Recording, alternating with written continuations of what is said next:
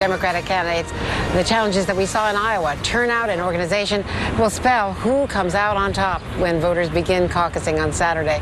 The voting actually starts Saturday morning. John Ralston is an MSNBC political analyst and host of Ralston Live in Nevada and joins me here now. And John, you know this state better than anyone else politically. What are we seeing here? Because the Clinton team seemed to be in panic mode a couple of days ago. Have they stopped the bleeding?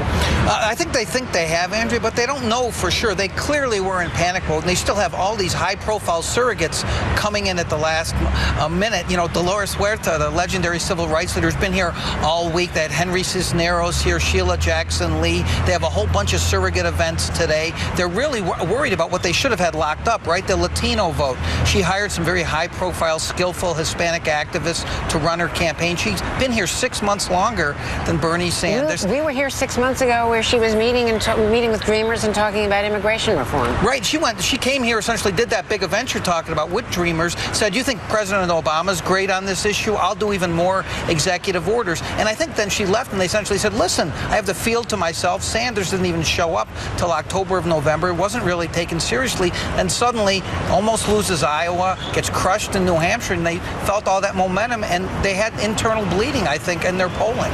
And one of the issues is she's been locking up union leaders, culinary workers, but the rank and file could be responding to his economic populism. I think that's really what I've heard from people. Even though the culinary has stayed out of it this time, the rank and file respond to the economic justice message much more, I think, than immigration reform. That's what people, I think, sometimes miss. You take polls of the Latino community, the number one issue generally is not immigration reform. It's jobs and the economy. And here in Nevada, as you know, we were hit hardest by the recession.